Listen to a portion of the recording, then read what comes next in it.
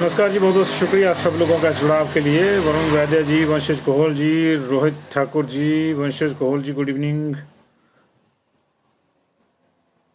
मोनिका जी नमस्ते। आज मैंने नहीं बोला कि रास्ता रेगी की नमस्ते, आज मोनिका जी नमस्ते।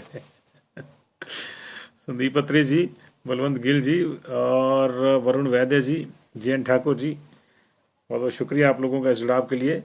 राजीव शर्मा जी नमस्ते जी। मोनिका जी कैसी हैं आप? संजीव मिश्रा जी, पीयूष शर्मा जी, मनु शर्मा जी, वरुण वैद्य जी मैं बिल्कुल ठीक हूँ। आप सुनाइए, आप कैसे हैं? लोहड़ी कैसी चल रही है सब लोगों की, जरा बता दीजिए। विनोद ठाकुर जी, प्रदीप कुमार चौधरी जी, अमित ठाकुर जी, सभी प्लीज़ बता दीजिए। Purn ji, Sanjeev Goyal ji, happy Lohri to you all. Surender ji, Rajiv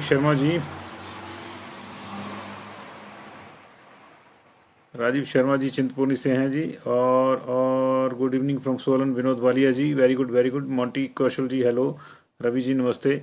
कौलदास ji, Sanjeev Kumar ji, Rajni Sharma ji, Hishe Negi, advocate Virender Chadha, Nirdosh Kumari, happy Lohri to all जी। बुद्धि सिंह ठाकुर, अरुणा ठाकुर नमस्ते जी, कैसे हैं आप? वंशिष कहोल, हैप्पी लोहड़ी जी।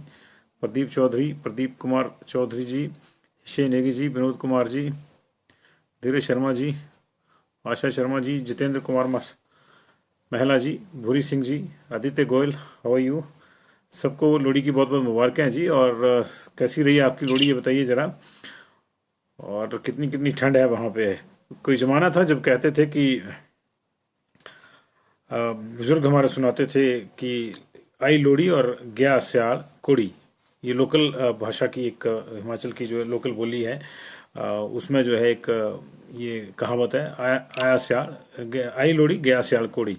मतलब लोहड़ी के बाद जो है वो ठंड होनी कम हो जाती है। अब ज़माना बदल गया है, अब वास्तव में लोहड़ी के बाद ही ठंड होती है। तो ये जो पारिस्थितिकी हमारी बदली है, इसमें कई चीज़ें जो हैं हम लोगों की वजह से हुई हैं, और हम लोगों ने पर्यावरण का ठीक से ख्याल नहीं रखा है, इसलिए ये चीज़ें आगे पीछे हो रही हैं, और इससे फिर हमारा फसल चक्कर भी प्रभावित हो रहा है। तो तमाम चर्चाओं के साथ जो है आगे बढ़ेंगे जी। बस थोड़े से लोग और जुड़ जाएं साथी, क्योंकि बाद में जुड़ते हैं फिर बार बार उनको वो पूछते हैं कि जो है वहाँ की डिटेल क्या है, वहाँ की डिटेल क्या है, फिर वो हमको रिपीट करनी पड़ती है जी। तो आज की कोविड की डिटेल भी बताएंगे, ट्रंप का क्या होने वाला है, ट्रंप कब जा रहे हैं, उनको जाने से पहले क्या झटका लग सकता है, इसकी चर्चा करेंगे। कल से मकर संक्रांति का जो कुंभ है वो प्रयागराज में और हरिद्वार में शुरू हो रहा है, वहाँ क्या कोविड के प्रोटोकॉल रहेंगे, उसकी चर्चा करेंगे जी। और इसके साथ ही ये बताएंगे आपको कि बर्ड फ्लू का क्या हाल है, और कोरोना का यहाँ पे जो है क्या हाल है। तो सारी चीज़ें करेंगे और एक एक करके चर्चा करेंगे। और कौन से मंत्री का जो है नाम ही कट गया जी वोटर लिस्ट से। वोटर लिस्ट में नाम कटना भी एक बड़ा पंगा है जी हिमाचल प्रदेश में। आप बन के जाते हैं और पता लगे कि वहाँ वोट ही नहीं है आपका। और हालांकि इसमें हमारी गलती होती है कि हम लोग समय पे अपना जो है नाम चेक नहीं करते और ये मान के चलते हैं कि मेरा नाम नहीं कट सकता। लेकिन ऐसे बहुत से लोग हैं जो आपका नाम कटवाने पे जो है वो तैयार बैठे होते हैं। ये एक बड़ी दिलचस्प बात है कि अभी देखा होगा आपने कि कई केसेस ऐसे भी आए थे कि बंदा जो है नॉमिनेशन भरने गया, कई दिन से जो है वो चुनाव प्रचार भी कर रहा था, नॉमिनेशन भरने गया तो पता लगा कि वहाँ पे वोट ही नहीं है। तो ये जो मामला है ये परेशानी करने वाला है जी, और इसीलिए जो है सबको चिंता हो जाती है। तो बहुत बहुत शुक्रिया जी आपका इस जुड़ाव के लिए। और मैं बस थोड़ी देर में जो है ये शुरू करने वाला हूँ सारा चीज़ें। किसका वोटिंग लिस्ट से नाम कट गया, कितने आज जो है पंछी मरे बर्ड फ्लू से, कितने उसमें से विदेशी पंछी हैं, कितने कौवे हैं, कितनी मुर्गियां मरी कहाँ पे जी, ये तमाम जानकारी लेकर मैं हाजिर हूँ। और वैक्सीन कहाँ आएगी, कैसे आएगी, इसकी भी चर्चा हम करेंगे जी आपके साथ। तो बहुत बहुत शुक्रिया जी आप लोगों का। बहुत से लोग लोहड़ी मना रहे हैं, शायद इसलिए जुड़ नहीं पा रहे हैं। तो ये तमाम लोगों का जी। नॉट मच ठंड इन शिमला, ठीक है जी, शिमला की ठंड का भी अपना मजा है सौरभ लखनपाल जी। और हमने तो ये 20 एक साल मजे लिए उस ठंड के, तो शिमला की ठंड का भी अपना मजा है। खासतौर से माल रोड पे जो है 2-2 फुट बर्फ गिरी होती है, लोग जो हैं बड़ी पतली सी टी शर्ट में होते हैं और हाथ में जो है उनके वो आइसक्रीम भी होती है। तो ये शिमला की ठंड का मजा ये शिमला में होता है और कहीं नहीं हो सकता ये। तो चलिए बहुत बहुत शुक्रिया जी आप लोगों का। तो आज बुधवार है जी, और अगले बुधवार को अमेरिका में जो है जो नया निज़ाम है वो अपना स्थान ले लेगा। जो बाइडेन जो है वो राष्ट्रपति पद की शपथ लेंगे। आमतौर पर होता यह है कि जब कोई नई सरकार आती है तो जो पुराने शासक होते हैं उनको समान जो है विदाई दी जाती है। ये एक लोकतांत्रिक प्रक्रिया है और एक सियासी प्रक्रिया भी है। लेकिन ट्रंप साहब के साथ कुछ ऐसा नहीं हो रहा है। वो उनके लिए जो आखिरी हफ्ता है वो और भी मुश्किलों भरा साबित हो सकता है। आपकी जानकारी के लिए बता दें कि वहां पे जो है उनके खिलाफ आज महाभियोग की जो बाकायदा प्रक्रिया है, वहाँ की जो प्रतिनिधि सभा है अमेरिका की, उसमें जो है वो शुरू हो चुकी है। और सबसे बड़ी दिक्कत यह है कि उनकी अपनी पार्टी रिपब्लिकन पार्टी के बहुत से सीनियर जो सांसद चुन के आए हैं वो भी उनके खिलाफ हैं और उन्होंने भी खुले रूप से जो है उनकी आलोचना की है। यह आलोचना इसलिए हो रही है कि पिछले हफ्ते जो कैपिटल सिटी में जो है जब अमेरिकन कांग्रेस की बैठक हो रही तो उस समय जो हिंसा हुई उसको लेकर जो है सीधे तौर पर जो है ट्रंप को दोषी ठहराया जा रहा है। ऐसे कुछ वीडियोज, ऐसे कुछ तथ्य सामने आए थे जिसमें ये चला था पता कि ट्रंप ने अपने समर्थकों को कहा है कि लड़ाई तो करनी होगी और ये माना जा रहा है कि उसके बाद वो उकसावे में आए और उन्होंने इस तरह का जो हिंसा है वो करी। तो अगर ये इम्पीचमेंट उनकी जो है होती है तो वो अमेरिकन इतिहास में पहले ऐसे राष्ट्रपति होंगे जिनके खिलाफ 2 बार जो है इम्पीचमेंट का जो प्रस्ताव है, महाभियोग का जो प्रस्ताव है वो आया। पिछली बार दिसंबर 2019 में उनके खिलाफ ही महाभियोग आया था। हालांकि वो जो सीनेट में जो है वो बच गए थे और वो खारिज हो गया था। लेकिन इस बार परिस्थितियां बदली हुई हैं और अब वो सनेस्तम में है, यानी जा रहे हैं। वो तो अब देखना होगा कि क्या होता है क्या नहीं होता है। तो ये जो है ये परेशानी वाला मामला है। और इसके अलावा जो है दूसरी बड़ी खबर यह है कि WHO ने जो है एक अलर्ट जारी किया है नए स्ट्रेन्स को लेकर, जो कोरोना के नए स्ट्रेन है उनको लेकर। उनका कहना है कि जो ब्रिटेन स्ट्रेन है वो इस समय 50 देशों में, दुनिया के 50 देशों में फैल चुका है और साउथ अफ्रीका का जो नया स्ट्रेन है वो भी 20 देशों में फैल चुका है। इसके अलावा WHO ने जापान के नए स्ट्रेन पर भी चिंता जताई है। WHO के मुताबिक जो है जितना ज़्यादा ये बढ़ेगा, जितना ज़्यादा कोरोना फैलेगा, उतना ज़्यादा इसके जो स्ट्रेन है वो बदलते रहेंगे, उतने ज़्यादा ये रूप बदलेगा। तो बहरूपिया है जी कोरोना, इसमें कोई दो राय नहीं है। और इंडिया में भी जो है 100 से ज़्यादा लोग जो है ब्रिटेन स्ट्रेन का शिकार पाए गए हैं। हालांकि अभी हमारे पास साउथ अफ्रीका और ब्राजील और जापान के स्ट्रेन का कोई मामला नहीं आया है, लेकिन ब्रिटेन स्ट्रेन के जो है 100 से ऊपर मामले आ चुके हैं। कोरोना ढलान पे है इंडिया में, इसमें कोई दो राय नहीं है। पिछले 24 घंटे के भीतर हमारे पास 15,968 केस नए आए हैं और 202 लोगों की डेथ हुई है, जिनमें से 2 लोग जो है हिमाचल के भी हैं जिनकी डेथ हुई है। लगभग कुल मिला के जो है 1,51,000 डेथ पूरे देश में हो चुकी हैं और एक्टिव केसेस पूरे देश के समय 2,14,000 हैं, एग्जैक्टली 2,14,000 हैं, जिसमें से 830 हमारे हैं। आज हमारे यहाँ 93 नए केसेज हैं, 71 जो है रिकवर होके गए हैं और उस लिहाज से जो है हमारे पास कुछ केसेज बढ़ गए हैं कल के मुकाबले एक्टिव केसेज, और ये संख्या 30 चली गई है। कहाँ कितने केस आए इसकी भी चर्चा करेंगे, आपको एक एक जानकारी देंगे। और सबसे पहले मैं आपको कोविड की जानकारी देता हूँ, क्योंकि बहुत से लोग जो हैं वो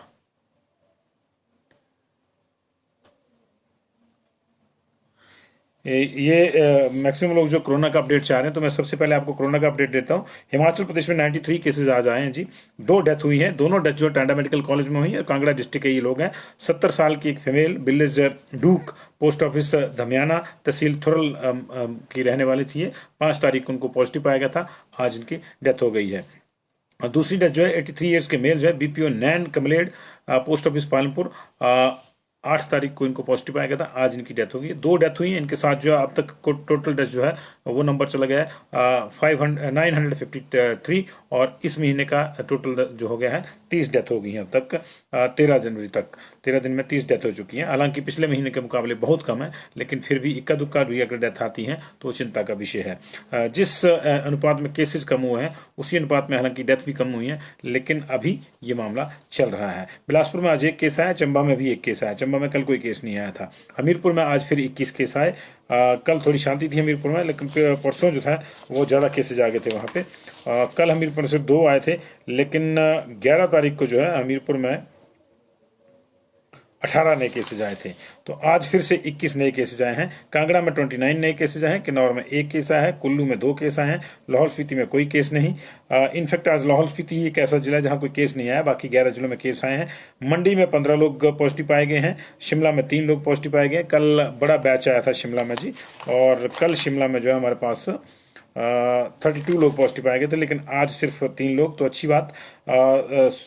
सिरमौर में आज 14 लोग पॉजिटिव, सोलन में 3 लोग पॉजिटिव, ऊना में 3 लोग पॉजिटिव, जिनमें एक डॉक्टर साहब भी हैं। तो कुल मिला के 93 पॉजिटिव, 830 एक्टिव केसेस हमारे पास इस समय हैं, जिसमें से जो है अगर एक एक की हम आपको डिटेल दे दें तो उसकी जानकारी ले लेते हैं जी। देखिए हमारे पास सबसे पहला तो बिलासपुर का ही आ गया, अभी मेरे पास देखिए आ ही रहा है ये, इसको ले लेते हैं पहले। ये तो कह रहे हैं जी कोई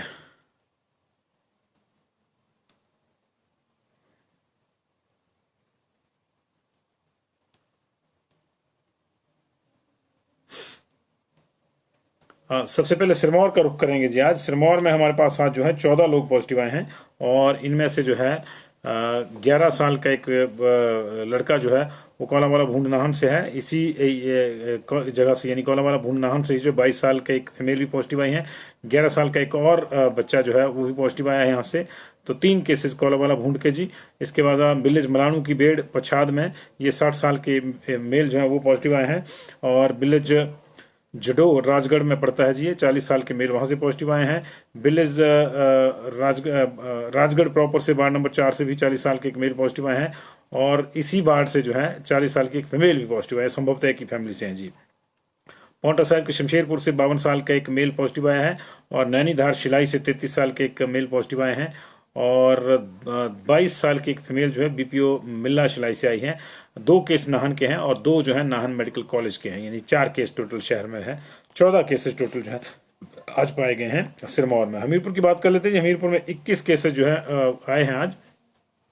इनमें जो है बड़सर के गांव गारली, आपको याद होगा गारली बाजार के जो है पहले 7 दुकानदार पॉजिटिव आए थे, उसके बाद लंबी लिस्ट आई, वहां पे 47 केसेज आए, उसमें 27 वहीं के थे जिस दिन 47 आए थे। डिडवी टिक्कर के भी कुछ दुकानदार पॉजिटिव आए थे।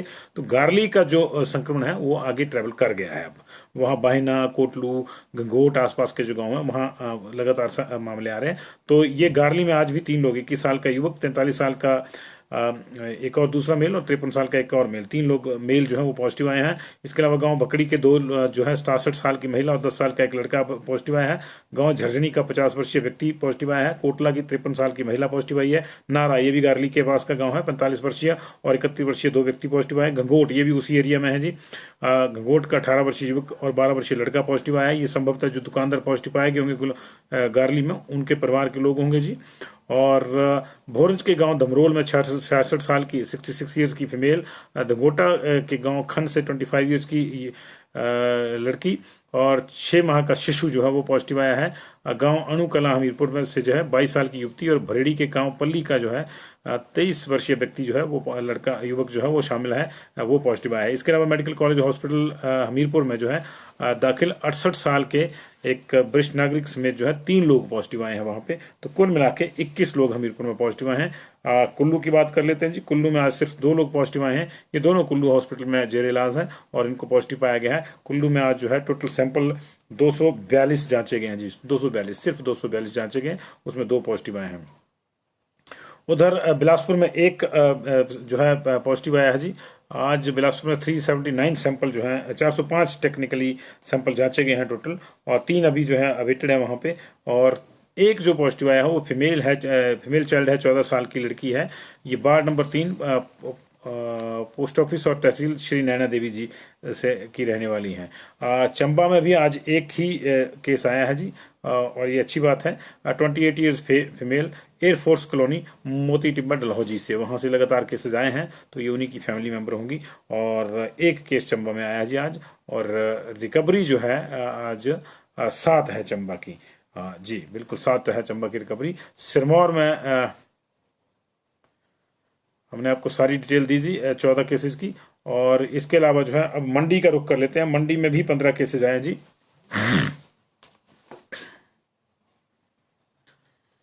ये जो केसेस जी विलेज घोड़ा गागल से, और चित्रोड़ पोस्ट ऑफिस सकरोहा से बल से जी।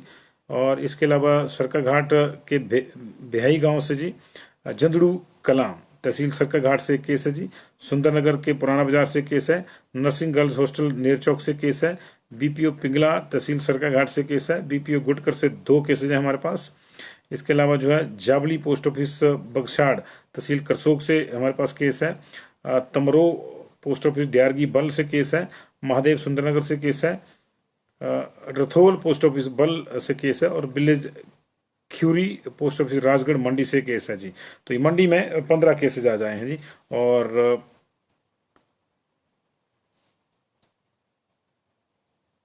मंडी के बाद हम कांगड़ा का रुख करेंगे जी। कांगड़ा में आज फिर जो है 2 बैचेज में है 29 केस आए हैं और 2 डेथ हुई हैं। 2 डेथ का हमने आपको जिक्र कर दिया। एक डेथ जो है थुरल की है, गांव ढूक की, 70 ईयर्स की फीमेल, और 83 ईयर्स के मेल जो है विलेज नैन कम्बलेट तहसील पालमपुर के रहने वाले। इसके अलावा 54 साल के मेल बादशाह तहसील ज्वाली से पॉजिटिव आए हैं। और यहीं से जो है 75 साल की एक फीमेल भी पॉजिटिव आई हैं। और बादशाह नगरोटा सुरिया वाला जो है वहाँ से 20 साल की एक फीमेल पॉजिटिव आई हैं। और नगरोटा सुनिया वाली बादशाह से जो 50 साल के एक मेल पॉजिटिव आए हैं। और तीसरा केस भी नगरोटा सुनिया के बादशाह का है, जहाँ से 43 ईयर्स के मेल जो फीमेल पॉजिटिव आई हैं। तो ये बादशाह दो बादशाह, एक फतेह जो है ज्वाली वाला और नगरोटा सुनिया वाला, यहाँ से कुल मिला के 5 केस आए हैं जी कुल मिला के। और कटोरा गांव से 22 साल की एक फीमेल पॉजिटिव आई हैं। 64 साल के एक मेल जो है बीपीओ सकरी देहरा से पॉजिटिव आए हैं। गंगत से 19 साल की एक फीमेल पॉजिटिव आई है। 28 ईयर्स की मेल जो है वो रक्कड़ धर्मशाला से पॉजिटिव आए हैं। 26 साल के मेल जो है नंदपुर से आए हैं, लेकिन ये क्लियर नहीं किया नंदपुर भटोली है, नंदपुर फकोरिया है, तो ये नंदपुर लिखा है इसमें जी। 58 साल के मेल जो है village Jogipur tehsil and district Kangra से जी। 29 साल के एक मेल जो है 339 फील्ड हॉस्पिटल से पॉजिटिव आए हैं। 60 years male village Manjhoti post office Tambar, ये जयसिंहपुर से ऊपर पड़ता है जी वहाँ।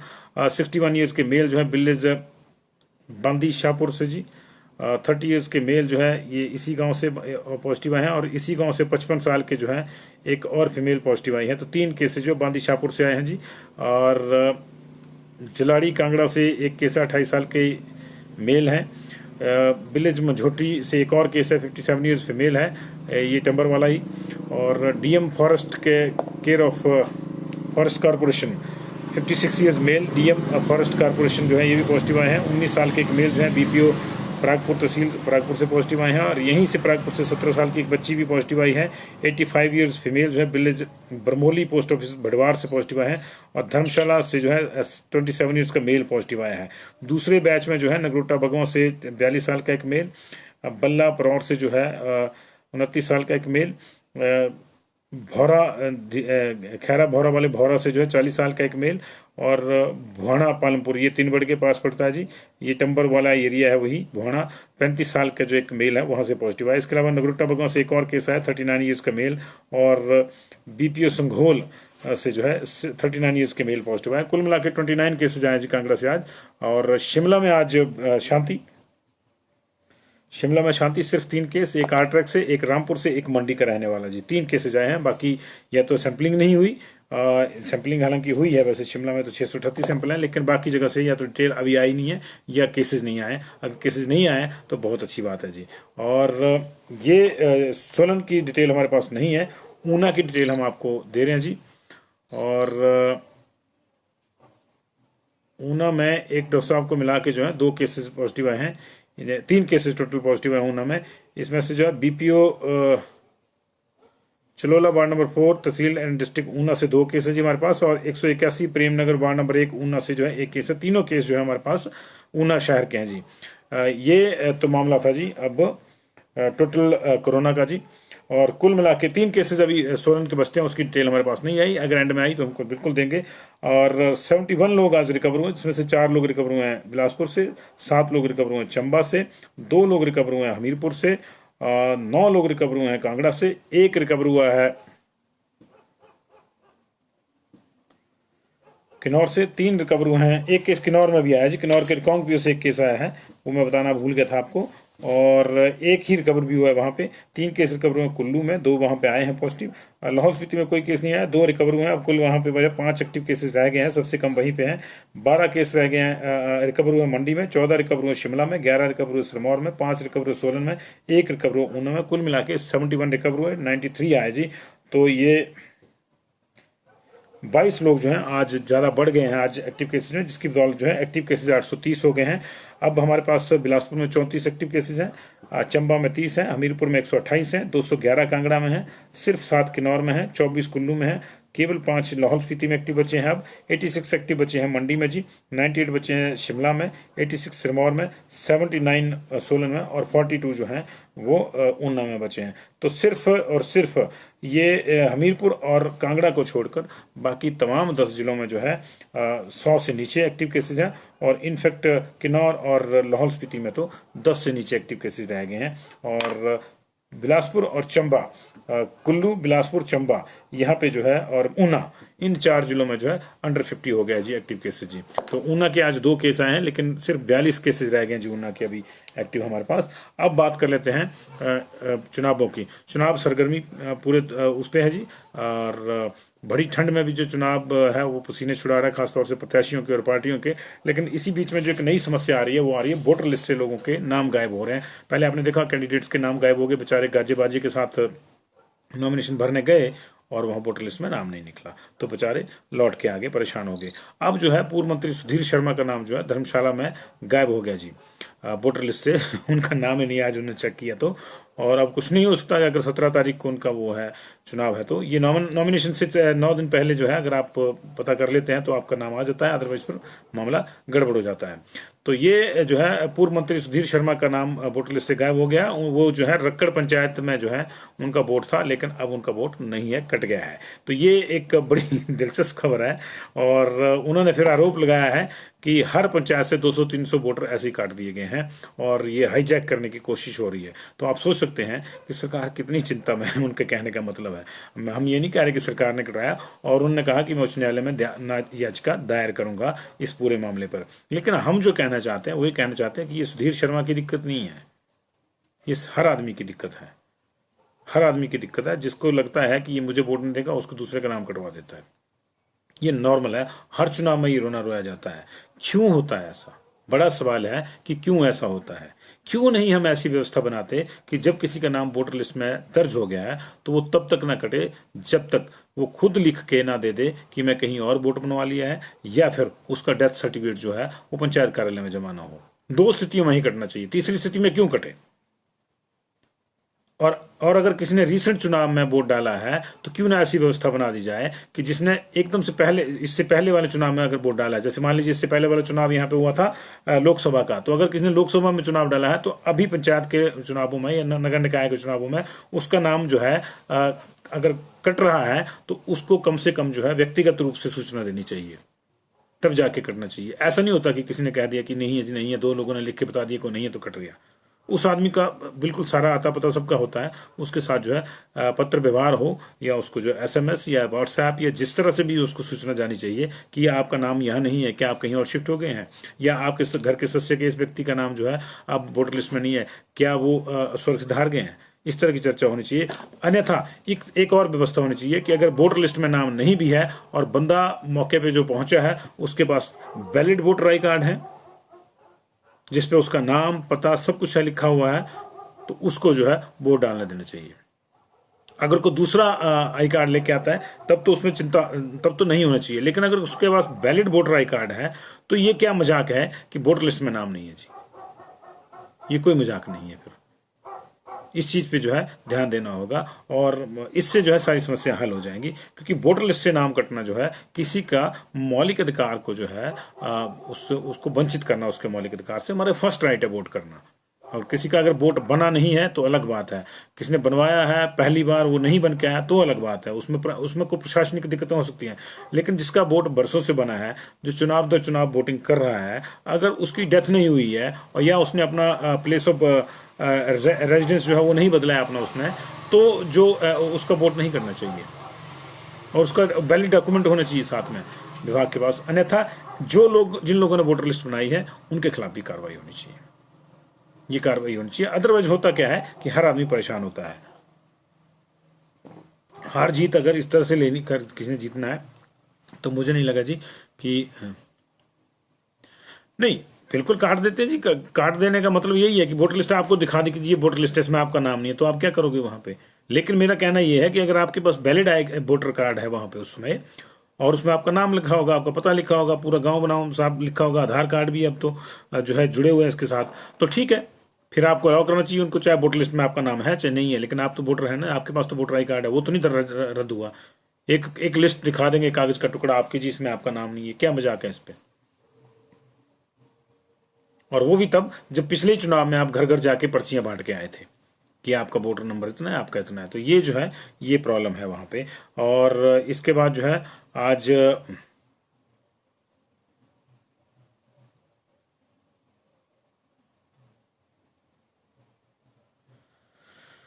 जो है आज वैक्सीन नहीं आई जी कोरोना की, अब ये कल आएगी, पहले इसको करनाल से आना था, अब ये जो है चंडीगढ़ से आएगी, क्योंकि चंडीगढ़ में भी रीजनल सेंटर बनाया है, तो वहाँ पे जो वहाँ से आएगी। और जो हमारे स्नो बाउंड एरियाज हैं, चाहे वो लाहौल स्पीति है, चाहे किन्नौर वाला एरिया है, चाहे चंबा वाला एरिया है, अगर वहाँ लगनी है चंबा में, हालांकि स्नो बाउंड एरिया में नहीं है वहाँ पे, या रोडू में जैसे लगनी है, रोडू अगर बाई रोड नहीं जा पाएगी तो बाई एयर इसको भेजा जाएगा। और ये जो है 15 तारीख तक हर हाल में जो 46 सेंटर जो है वहाँ पहुंच जाएगी, ये माननीय मुख्यमंत्री श्री जयराम ठाकुर जी ने कहा है। वैसे ओवरऑल जो है 386 कोल्ड साइट्स बनाई गई है प्रदेश में, लेकिन अभी पहला चरण जो है उसमें 46 जगहों पे ही जो है वैक्सीनेशन लगेगी, और वो 3840 लोगों के लिए लगेगी। तो ये जो है वैक्सीन का मामला है, आज नहीं आई, कल आएगी। आज को आज आना था, हम इंतजार करते रहे कि आपको दिखाएंगे, लेकिन हम नहीं दिखा पाए क्योंकि ये आज नहीं आई है जी। तो 3840 डोजेज लगनी है 16 तारीख को। और उधर बर्ड फ्लू जो है वो कंट्रोल में नहीं है अभी, ये हम कहना चाहेंगे। लगातार जो है पंछियों की मौतें हो रही हैं, और 17 दिनों से जो है ये लगातार पंछी मरते हुए आ रहे हैं, और अभी ये 5000 को पहुंच रहा है आंकड़ा। आज फिर से 105 विदेशी जो है मारे गए, हालांकि कल के मुकाबले कम है, कल 280 मारे गए थे, आज 105 मारे गए हैं। लेकिन आज 16 और कौवे जो हैं झील के आसपास, जो पौंग झील है जहां ये फैला हुआ है मामला, वहां जो है मारे गए हैं, मारे हुए पाए गए हैं। तो ये परेशानी है। और पहले जो आंकड़ा था वो 300 था, अब जो है 150 और 200 के बीच में ये झूल रहा है मामला पशुओं के मरने का, ये पंछियों के मरने का जो है। और अभी तक जो है दिसंबर में जो है 56,000 की संख्या के करीब जो है वो विदेशी पंछी आए थे, जिसमें 52 प्रकार की प्रजातियों के पंछी थे। और अभी जो है दूसरी जो सेंसस है इनकी वो नहीं हो पाई है। उधर 15 तारीख को मंत्रिमंडल की बैठक है जी, और इसमें जो है कुछ बड़े फैसले हो सकते हैं। एक तो ये बजट सत्र को लेकर फैसला हो जाएगा, क्योंकि 29 तारीख को जो है संसद का सत्र जो है वो शुरू हो रहा है, और फिर पहली को बजट है, तो उसी के अकॉर्डिंगली जो बजट सेशन यहाँ भी जो है स्पेल आउट हो सकता है। पिछला सेशन नहीं हुआ था, आपको याद होगा, धर्मशाला में होना था, नहीं हुआ था, और उसको लेकर बड़ी चर्चा रही थी, बड़ी सियासत भी गरमाई थी, लेकिन वो सेशन नहीं हुआ था। तो बजट सेशन आमतौर पर वैसे भी लंबा होता है, तो इस बार जो है सेशन लंबा होगा। और चलिए अच्छी है, पिछली बार काफ़ी पीक पे मामला था दिसंबर में, लेकिन अभी जो है बहुत शांति है, खासतौर से शिमला में तो आज 3 ही केस आए हैं, तो अच्छी बात है। अब बजट सत्र में देखना। और परसों जो बैठक हो रही है मंत्रिमंडल की, उसमें जो है स्कूलों को लेकर भी एक चर्चा होगी कि स्कूल कब से खोलने हैं, कब से नहीं खोलने हैं। हो सकता है कि ये अभी मामला जो कहा जा रहा है कि शिक्षा विभाग ने एक जो प्रपोजल बना के भेजी है कि 27 से ये स्कूल खोल दी जाए, लेकिन हो सकता है कि 27 की बजाय जो है ये फरवरी में चले जाएं, फर्स्ट वीक में, क्योंकि 12 फरवरी तक अभी छुट्टियां हैं, तो हो सकता है उसके तुरंत बाद ही खुलें, और तब तक जो बीच की जो प्रबंध है वो पूरे कर लिए जाएं। वैसे जो है पंजाब में, हरियाणा में, बिहार में, तमिलनाडु, केरला इत्यादि में स्कूल खुल चुके हैं, तो यहाँ भी अब कोई ज़्यादा देर नहीं की जा सकती। और स्कूलों का खुलना जो है बच्चों के लिए, खासतौर से जिनको जो है बोर्ड की जो है परीक्षाएं देनी है, उनके लिए जो है जरूरी है। और बोर्ड की परीक्षाओं का शेड्यूल भी आ गया है, हमने सुबह भी बताया था, एक बार फिर से हम आप बता देते हैं, जो बच्चे हमारे पास सुबह नहीं जुड़ पाए हमारे पास, या जिनके अभिभावक हमारे साथ नहीं जुड़ पाए, तो ये जो परीक्षाएं हैं जी, ये 4 से 29 मई तक चलेंगी जी। बोर्ड की, स्कूल की शिक्षा बोर्ड की जो डेट शीट बता रहा हूँ मैं आपको, वो हिमाचल स्कूल शिक्षा बोर्ड की बता रहा हूँ, सीबीएसई की ऑलरेडी जो है वेबसाइट पे आ चुकी है। तो ये जमा 2 की जो परीक्षाएं +2 की, वो 4 मई से 29 मई तक चलेंगी। और 10वीं की जो परीक्षाएं हैं वो 5 मई से 20 मई तक चलेंगी, और 8वीं की जो परीक्षाएं हैं वो 5 मई से 19 मई तक चलेंगी। 8वीं की जो पहला पेपर है वो 5 मई को अंग्रेजी का होगा जी, 7 मई को हिंदी का है, 10 को गणित का है, 12 मई को कला, आर्ट, गृह विज्ञान जो भी जिसने रखा उसका है, 15 मई को विज्ञान का है जी, साइंस का पेपर है, 17 मई को जो है संस्कृत, पंजाबी और जो दूसरे जो वैकल्पिक हैं उनका पेपर है, वैकल्पिक भाषा उनका पेपर है, और 19 मई को जो सामाजिक विज्ञान की परीक्षा होगी। ये 10th की डेट शीट है जी। 8वीं की डेट शीट है, ये माफ कीजिएगा, ये 8वीं की है।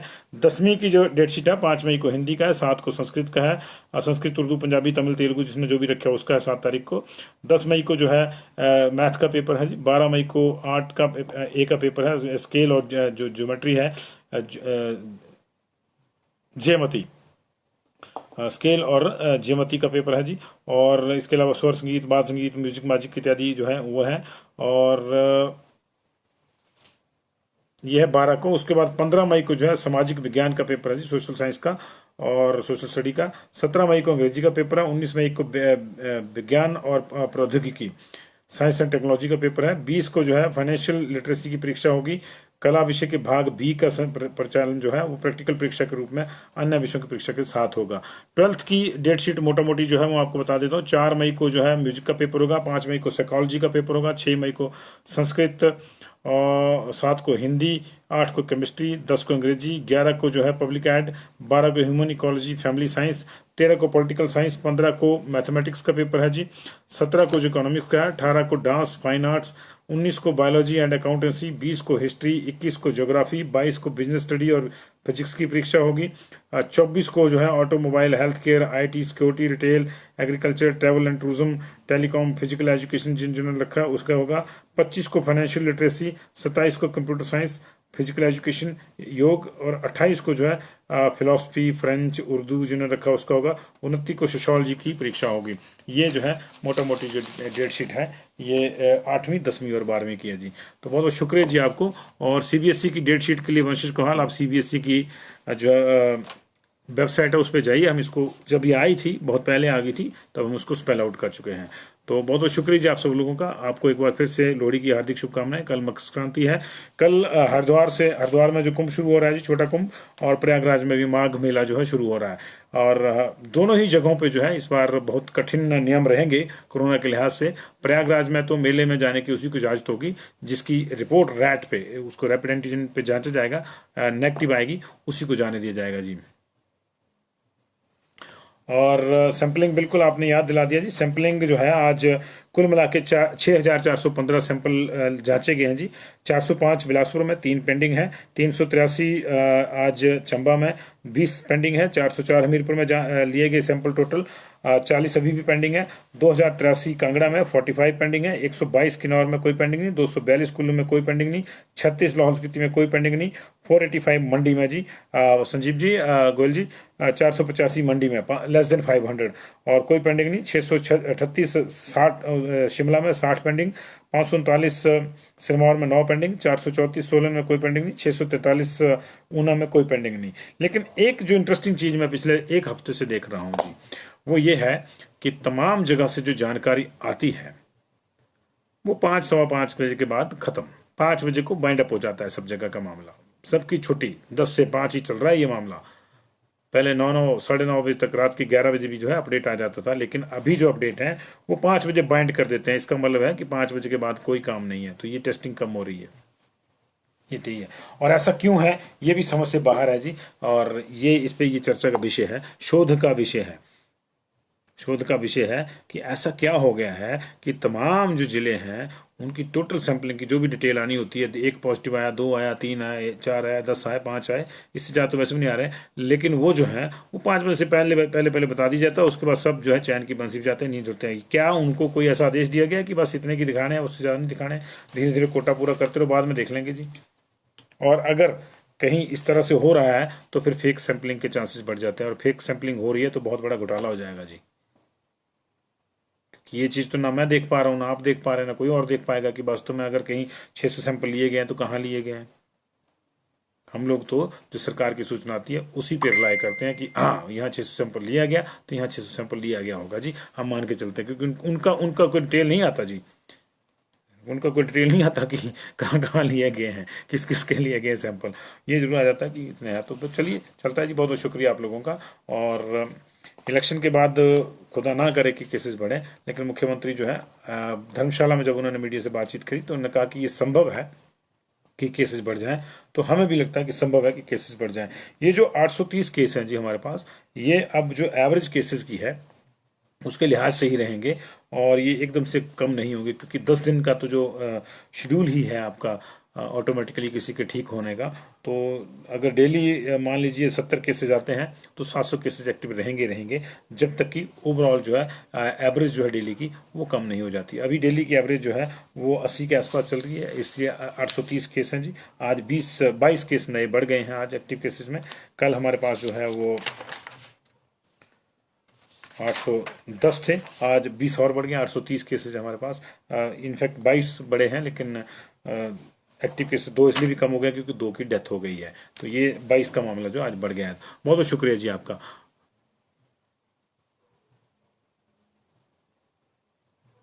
ठीक बता दिया दौलत राम ठाकुर जी। 100 आज सिर्फ 71 ठीक हुए जी और 93 हुए, इसलिए 22 का फर्क आया। 2 की डेथ हो गई है, 20 एक्टिव केसेस में जुड़ गए। कल 810 एक्टिव केसेस थे इस समय, आज जो है 830 हो गए जी। 5 बजे दुकान बंद। इसका मतलब है जी कि बढ़ सकते हैं, इसका मतलब यही है कि बढ़ सकते हैं, क्योंकि उसमें कुछ ना कुछ तो वायलेशन होगी इलेक्शन के दौरान। डॉक्टर गिरीश मिश्रा, वायलेशन होगी। इसका मतलब यह है कि वायलेशन होगी और लोग जाहिर है कि चुनाव प्रचार के दौरान कुछ चीज़ें जो वायलेट होंगी तो उसका खमियाजा भुगतना पड़ता है जी। लेकिन दिलचस्प चीज़ है, पूरी दुनिया कह रही थी कि सर्दियों में जो है ये, और इवन WHO की, ICMR की जो है वो अलर्ट था कि सर्दियों में बहुत ज़्यादा ख्याल रखें, लेकिन सर्दियों में कोरोना मर गया, ठंड से मर गया जी कोरोना। मैं तो कहता हूँ इसलिए सबको फ्रिज में बैठना चाहिए था गर्मियों में भी। बहुत बहुत शुक्रिया जी, टाटा बाय बाय।